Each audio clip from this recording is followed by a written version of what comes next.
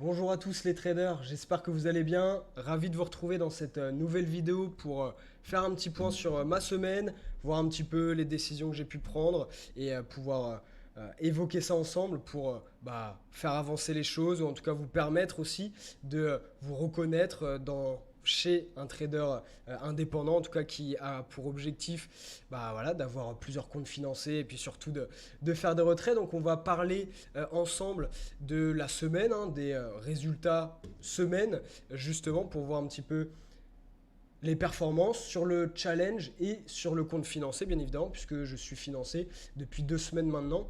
Donc, on va voir tout ça ensemble. Et puis, si vous souhaitez en tout cas rejoindre l'école Livestream et être accompagné en tout cas par des coachs, eh bien, n'hésitez pas. On est une belle équipe maintenant avec moi, Romain, Nassima pour la partie méditation, Yann pour la partie crypto, Quentin avec les ateliers. Bref, tout est complet pour permettre à ceux qui le souhaitent de pouvoir évoluer en tout cas avec nous dans cette passion et donc dans le trading. Alors je reviens sur les performances cette semaine rapidement avant d'évoquer ou de mettre en évidence un jour particulier qui a été assez spécial, en tout cas qui psychologiquement, et vous allez voir même toute la semaine, a été très très enrichissante psychologiquement parlant, d'un point de vue mindset, puisque voilà, on a BE, SL, TP, et donc on va voir tout ça ensemble. Alors j'ai commencé lundi avec un trade du côté du Dow Jones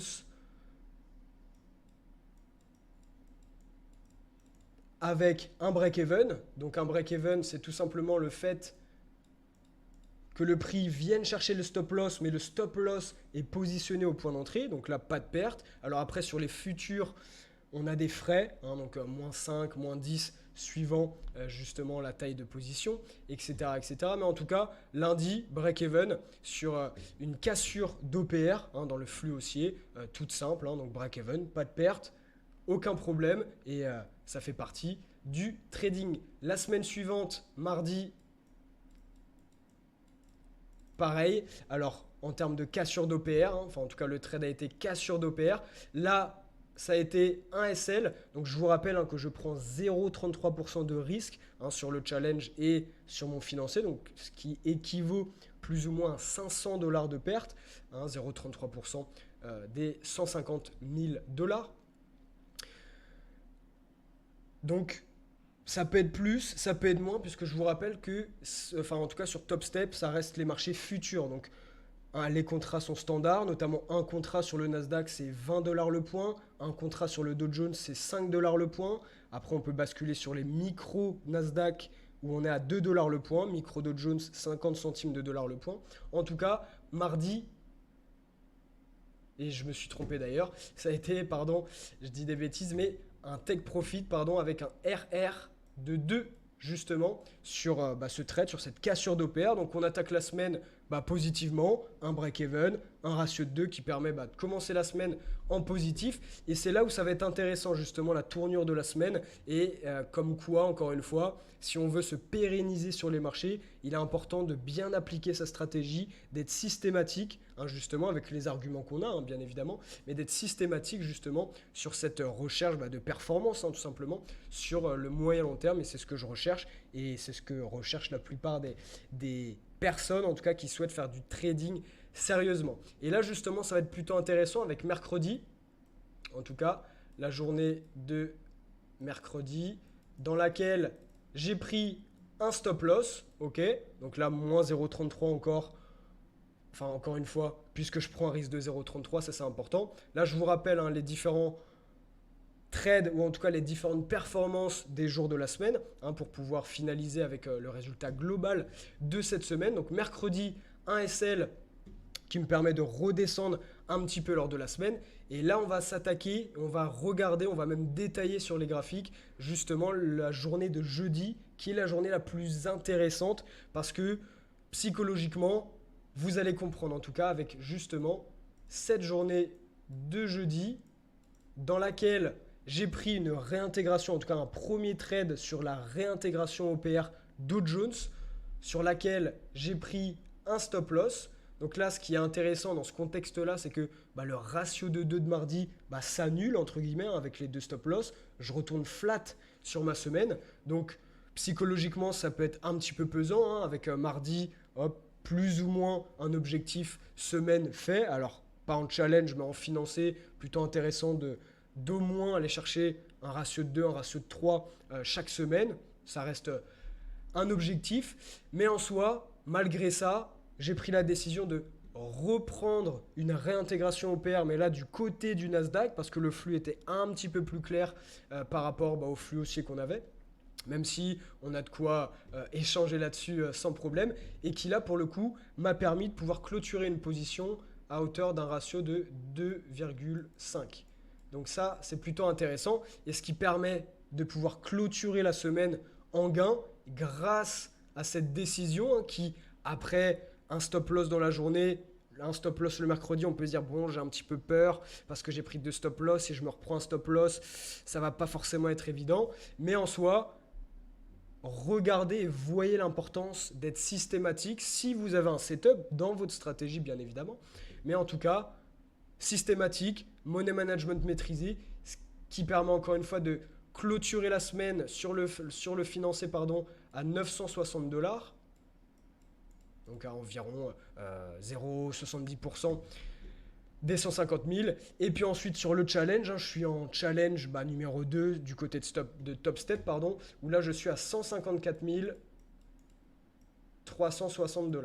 Donc plus ou moins la moitié. Je vous rappelle qu'il faut faire 9 000$ de gain, donc aller à 159 000 pour pouvoir être financé sur Top Step, en tout cas sur un challenge 150 000$. Donc une semaine encore une fois très très intéressante. On commence la semaine flat, break-even avec le trade de lundi. Le trade de mardi, un take profit avec un ratio de 2.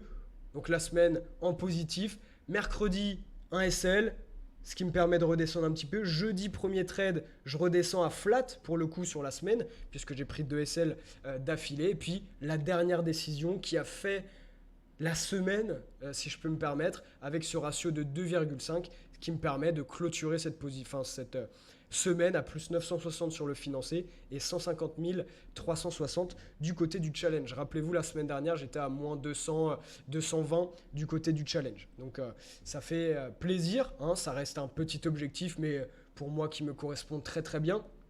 Et dans l'idée avec ce financé, à hauteur de 150 000, l'objectif c'est qu'on a un drawdown de 4 500$ du côté de Top Step qui évolue jusqu'à ce que j'atteigne 154,500$. Et là, il sera à 0, donc c'est-à-dire 150 000. Je ne pourrai pas descendre sous 150 000$ si je ne veux pas être éliminé ou si je ne veux pas perdre le compte, tout simplement. Donc là, l'idée, pour moi, le premier objectif du challenge, c'est d'aller chercher 5 000$ de gain, de me créer mon drawdown, donc ce matelas de 5 000 pour avoir justement une certaine marge d'erreur, entre guillemets, puisque ça peut arriver plusieurs stop loss d'affilée, 2, 3, voire plus parfois, mais ça c'est pas du tout un problème. Donc de créer ce premier matelas de 5 000 et puis après le surplus de pouvoir aller retirer les bénéfices supplémentaires de ce travail, tout simplement avec ces différentes décisions. Et puis aujourd'hui, sur cette journée de vendredi, j'ai pris la décision de ne pas prendre de trade. Voilà, c'est vrai que fin de semaine, et ça psychologiquement c'est plutôt intéressant, mais c'est vrai qu'arriver le vendredi, voilà, on va arrondir à plus 1000 sur le financé, la moitié du challenge sur 150 000. Voilà, un petit peu psychologiquement pas forcément envie de redonner mes gains au marché et par rapport à ce qu'il y a pu avoir, etc. On a une news très importante aujourd'hui aussi, donc ce qui m'a permis de rester à l'écart aujourd'hui, de regarder ce qui se passe tout de même, mais voilà, de prendre la décision de ne pas prendre de trade pour pouvoir sécuriser cette semaine et puis réattaquer lundi au taquet. Comme d'habitude, en tout cas, voilà, tout simplement pour les performances cette semaine sur le compte financé et sur le compte en challenge. Donc, on continue comme ça, on garde notre chemin, on garde nos objectifs et on continue d'appliquer notre money management, les setups pour pouvoir, encore une fois, se pérenniser sur le moyen long terme. Et c'est encore une fois ce que je recherche. Donc, il faut être carré, discipliné et ne jamais dévier de ces éléments-là, tout simplement. Donc juste pour revenir sur la journée de jeudi, pour expliquer un petit peu les différents trades. Alors, il y a eu un premier trade avec la réintégration OPR du côté du Dow Jones. Ok, on était sur un précédent plus bas M5, un petit peu léger, mais en tout cas, belle réintégration. On a besoin d'avoir une première cassure par le bas et ensuite une bougie qui clôture, qui réintègre l'OPR. Je vous rappelle que quand j'ai ce cas de figure avec bien évidemment un flux qui converge avec mon sens de trade, je privilégie un sens prioritaire à chaque session suivant le flux, suivant la tendance intraday, comment fonctionne ma théorie de dos, est-ce que j'ai des plus hauts et plus bas plus hauts que les précédents ou bien descendants avec des plus hauts et des plus bas que les précédents. Donc à partir de ce moment-là, j'ai mon setup, je positionne un ordre limite sur le bas d'OPR avec, là pour le coup j'avais un stop loss à 40 points et là j'ai été stoppé relativement rapidement. Donc à partir de ce moment-là, ma semaine était flat. Le ratio de 2 de mardi s'est annulé entre guillemets. Je mets bien des parenthèses là-dedans, mais pour que ce soit clair d'un point de vue vocabulaire. Et là pour le coup, très bien. Là, on pouvait éventuellement évoquer certaines choses sur cette décision, notamment concernant le flux intraday justement. Donc on venait en tout cas d'une belle impulsion haussière, mais c'est vrai qu'avec un petit peu de recul, on avait du mal à refaire des plus hauts et des plus bas plus hauts que les précédents. On voit bien qu'ici, voilà, on se latéralisait tranquillement. En plus de ça, on avait, c'est vrai, une résistance horizontale majeure, 4 heures, voire daily. Donc c'était un obstacle important. Mais en soi, voilà, on était quand même sur un beau rebond, etc. Donc j'ai décidé de prendre ce setup qui m'a permis, entre guillemets, de prendre un stop loss. Mais ça fait partie du trading, donc absolument rien de grave. Encore une fois, si on veut faire du trading sur le moyen long terme et du trading tout court, il faut accepter tout ça. Il faut accepter, à partir du moment où on prend une décision, il faut accepter soit un SL, et soit je vous le souhaite, de faire vos objectifs. Et là, justement, on va arriver sur le trade du Nasdaq, dans lequel je vais revenir sur l'importance de clôturer ces positions à vos objectifs. Quand vous rentrez en position, vous avez un stop loss, donc un objectif de perte, soit sous un précédent plus bas, soit sous la réintégration, bref, suivant vos stratégies, mais aussi un objectif de profit. Il ne faut pas être trop gourmand en trading, justement on va le voir, mais en soi, le deuxième trade a été là aussi une réintégration dans l'OPR. Donc là, pour le coup, j'ai réussi à rentrer un petit peu mieux à partir du moment où on a réintégré, parce que directement, on a une bougie qui a décalé vers le sud, qui a corrigé un petit peu. Donc j'ai même pas eu le temps de mettre mon ordre limite justement sur le bas d'OPR, ce qui m'a permis de rentrer un petit peu mieux. Là, pour le coup, avec un stop à 22 points, un petit peu court, mais en soi qui était totalement cohérent, sous le précédent plus bas, sous la bougie qui réintègre, donc totalement dans la méthode que j'utilise lors de la réintégration dans l'OPR, avec là pour le coup un objectif lorsque j'exploite une réintégration qui est le haut d'OPR. Donc ça c'est intéressant, mon objectif haut d'OPR. Donc là on voit bien, ça commençait à décaler un petit peu, on se rapproche du stop loss. On clôture avec une belle mèche sur le côté inférieur de la bougie, en réintégrant ou en tout cas en clôturant toujours à l'intérieur de l'OPR. On va chercher le ratio de 1, je protège break-even, toujours comme ça. On va chercher le ratio de 2 et boum, juste derrière, on va chercher le haut d'OPR. J'ai pris mes 2.5 en termes de ratio et après, on a été chercher le 3, le 4. Mais mon objectif, c'était le haut d'OPR et surtout, si j'avais été trop gourmand, justement, et si j'avais pas protégé, si j'avais pas gardé, etc., et bien juste derrière, alors on avait un discours de Powell, donc ce qui explique la correction qu'on est juste derrière, mais regardez l'importance de sortir aussi de position. Être trop gourmand pourra vous amener à des situations dans cet exemple aussi, c'est-à-dire allez hop, il casse l'OPR, je garde, tiens, hop, on a un précédent plus haut au ratio de 5, donc je garde au ratio de 5, sans protéger les différents paliers, juste derrière, boum, c'était au moins un break-even, voire si vous ne protégez pas, un stop loss, et puis juste derrière, ça décale. Donc l'importance, là aussi, de clôturer ces positions à vos objectifs, ça c'est vraiment un facteur essentiel. Et puis ne soyez pas frustrés si jamais vous voyez le marché décalé juste derrière. Encore une fois, le trading c'est le temple des regrets, donc continuez d'avancer. Vous avez clôturé votre position, de toute façon, vous n'êtes plus dans le trade. Donc voilà, concentrez-vous sur les prochains jours, sur votre débrief de la journée, sur vos trades, ok, quelles décisions vous avez prises, etc. Est-ce que c'était des bonnes décisions? Pourquoi? Et ce qui vous permettra d'avancer justement et d'ajouter des axes d'amélioration justement pour vos prochaines semaines, prochains jours, etc. etc. Mais en tout cas, là, la décision a été bonne de clôturer. Bon, j'aurais pu gratter un petit peu plus, mais ça, c'est pas grave. Ça m'importe peu. J'ai pris mes 2,5 en termes de ratio, ce qui me permet de clôturer la semaine en positif avec les éléments qu'on a vus tout à l'heure. Donc, rappelez-vous de ça. Clôturez à vos objectifs. Ne soyez pas trop gourmand, même si je sais qu'on fait du trading pour faire de l'argent. Pas que. Il faut que ce soit une passion aussi, bien évidemment. Mais voilà, objectif atteint, clôture de trade. Et c'est terminé. Voilà, c'est ça notre boulot. En tout cas, moi, c'est mon boulot. Une entrée, un stop loss, un objectif. Et à partir de ce moment-là, eh bien, je laisse le marché faire. On est le discours de Powell. Ça a décalé un petit peu sur le marché, etc. etc. Donc, semaine vraiment très enrichissante parce qu'on voit que la dernière décision, c'est la décision qui a permis de faire le résultat de la semaine. Donc, les décisions étaient bonnes. Qu'il y ait eu 1, 2, 3 SL, ça, c'est pas un problème. Il y a des semaines où j'ai pris plusieurs SL. C'est le trading. À partir du moment où je suis carré dans ce que je fais, surtout dans mon money management, et surtout là aussi avec les ratios, je rentre jamais en position si j'ai un ratio inférieur à 2 sur mon setup, puisque ça ne m'intéresse pas en termes de rentabilité, c'est pas ce qui m'intéresse, minimum 2. Donc si j'ai, on va dire, la plus belle des divergences, la plus belle ETE ou autre, mais que si je n'ai pas un ratio de 2, je ne prends pas en compte ce setup puisque je n'ai pas mon élément de money management qui me permet, pour ma part, d'être rentable sur le moyen long terme. Et ce que je recherche, de me pérenniser sur le moyen long terme.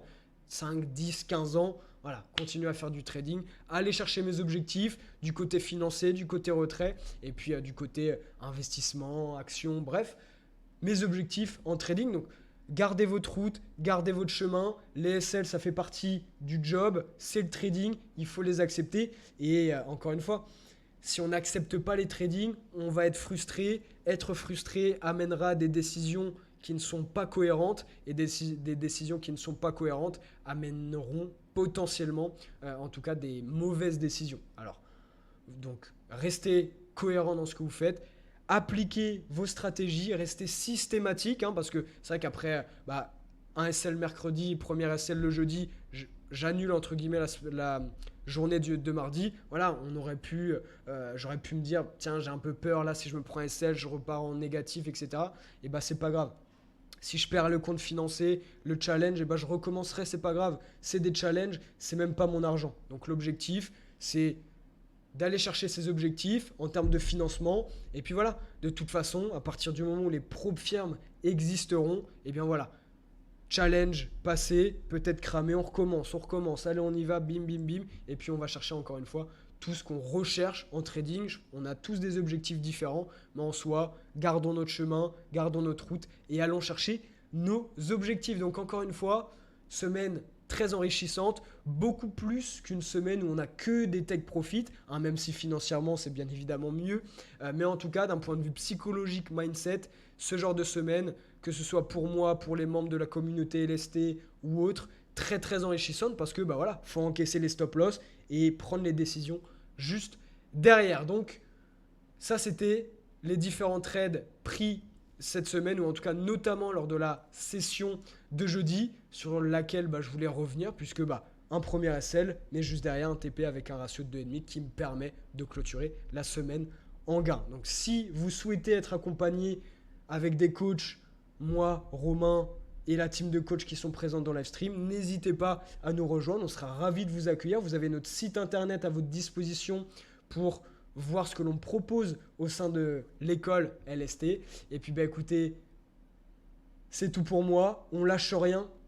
Ça c'est vraiment important aussi, malgré la difficulté, malgré la facilité ou autre, quelle que soit la période, on lâche rien et on continue d'avancer dans la bonne direction et on avance tout simplement. Mais encore une fois, le mot d'ordre, rien lâcher, rester discipliné, rester carré dans ce qu'on sait faire pour pouvoir se pérenniser sur le moyen long terme, en tout cas si c'est votre objectif, c'est ce qu'il faut aborder dans votre trading. En tout cas, voilà, ça reste mon point de vue, mais en tout cas, moi, c'est ce que je mets en place tous les jours. En tout cas, merci infiniment de votre attention, de votre écoute. Merci de vos retours en commentaire. N'hésitez pas à en mettre pour ajouter des axes d'amélioration peut-être pour moi. Je suis preneur là-dedans. Il n'y a aucun problème. Je veux avancer. Donc, n'hésitez pas. Et merci encore une fois pour votre bienveillance.